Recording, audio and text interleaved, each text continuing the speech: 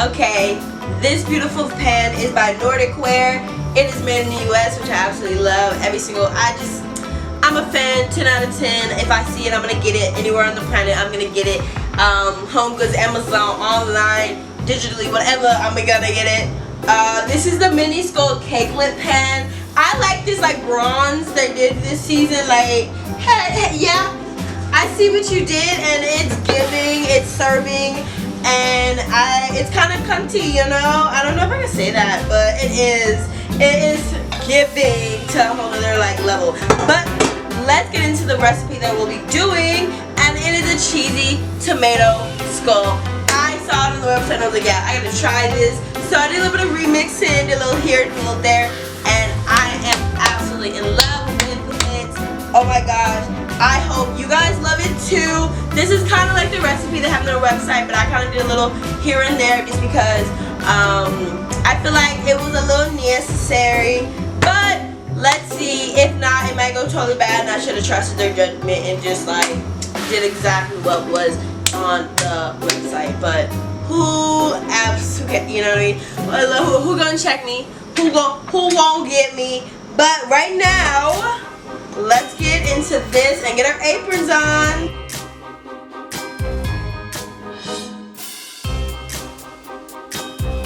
Okay, as always, we're gonna start by preheating the oven. I'm gonna get that to a nice 375. Prep the pan. A little pepper right there. And then put this here. We're gonna get the dry ingredients ready as always. Sift the flour.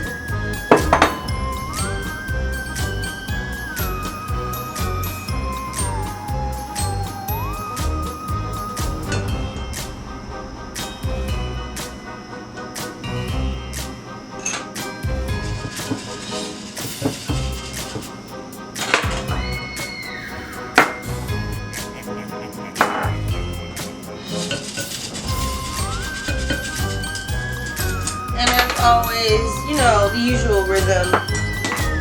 We're gonna add in the dry ingredients and the seasonings.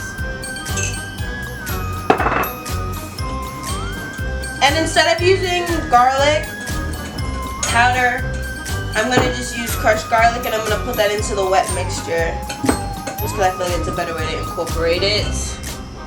Add in the cheese.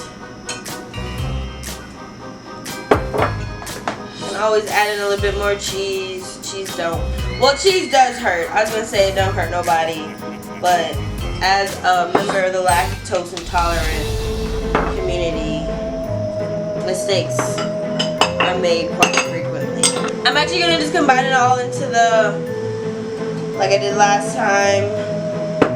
Waste a little less dishes, save some water.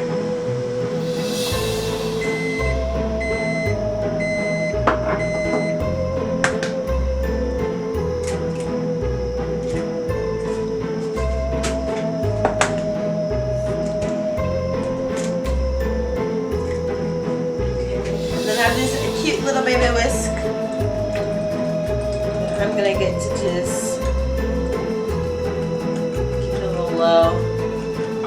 oh yeah, that's ready to go. Just 2 fingers or 2 hands. Keep whisking and combining and hoping. Yeah, okay, there we go. Gotcha. Okay, I know how I'm gonna do this. So I am gonna pour the butter into this mixture. I should have been careful because it is kind of hot. So make sure you let it cool off and you don't like accidentally cook your eggs a little bit. Which doesn't look like that's happening at all.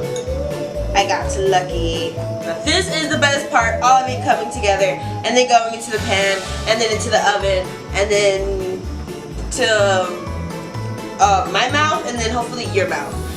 Because you hopefully will do this at home. And remember to subscribe and like and go down below and comment anything that you would like to see in the future or how you think about this recipe. If you like any of the Nordicware pans, if you have any of the Nordicware pans, which one's your favorite? Do you have a favorite season? You know, anything and everything. I would love to hear your thoughts, just because why not? You know what I mean? Like, we're here all together on this pretty blue rock. We might as well enjoy one another and learn something new. So we're going to start by adding in those tomatoes. As you can see, it's still going to be dry, but let's just start with folding. We're going to add those wet ingredients that we prepped a little bit earlier. That's really going to do, make the batter. And I'm just showing that you could use it by hand. I was going to bring out my mixer, but it really wasn't necessary. Just a little bit of elbow grease. End up with a beautiful treat at the end. But while you're folding, just make sure you scoop the sides of the bowl and the bottom. Don't forget that part. Is very vital to make sure you don't have pockets of flour, because you don't want to bite into your treat and then find some flour.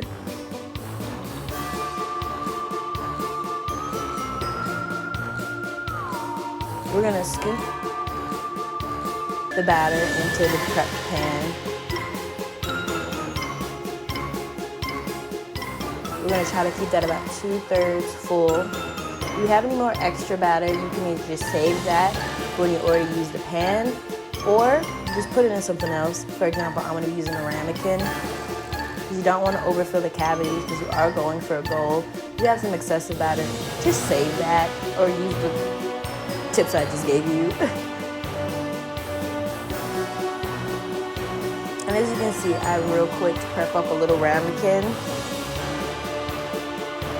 And that can be overfilled because that don't really matter. And we're gonna pop this all into the oven. And there we go. Okay.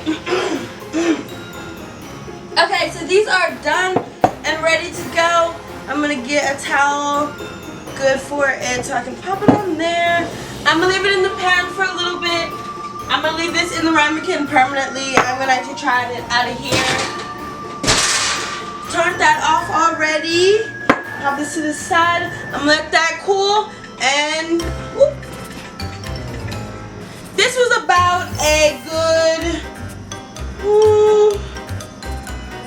22 minutes. About such.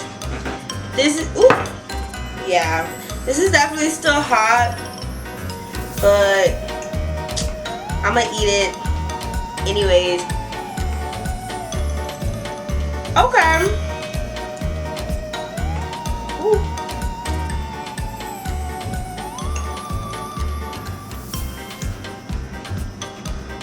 I like it, but I would already know what I would change. I would cut down on the tomato and add more cheese.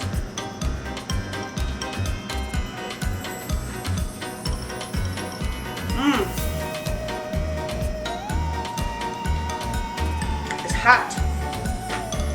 I would also, I like the seasonings, but I feel like I would add something else. It's missing something.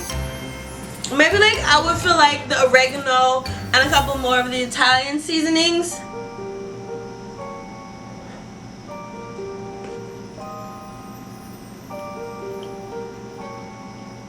But honestly, nonetheless, this is delicious. I'm a huge fan, and I know those little skulls are gonna be so tasty. Oh, you can see the steam as I make a mess. Crazy good. Okay, so real quick, we're gonna flip these over. Yeah, we're gonna just move fast. We're gonna pat it, let it do its thing. Oh my god, yes, they turned, whoa, almost goofed up real bad. Yeah, so I like this so, oh my god, they're perfect. Oh my god, I'm like fangirling over them. They're like so perfect, like oh my gosh. Oh my god, like wow. Okay, so let's get these all cute and ready and get into it.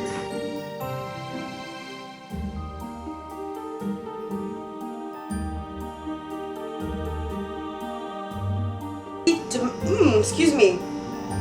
I made cheesy tomato skulls, whichever variation or way you want to go about it. I absolutely love them. They are so tasty. They look super cute. I can't wait to serve them at my party for everyone to enjoy and have a grand old time with. Maybe serve them at your party. Are you going to throw a party? Or are you just doing it for you? Maybe a little couple date night. Anything. Just, you know, show love in food. And this is the best way to do it. Because honestly, I don't know, I realize that food for me is very social, very important, it's very community based. So I'm happy and hope to be able to share this with you. And honestly, subscribe, like, and until next time, thanks for watching.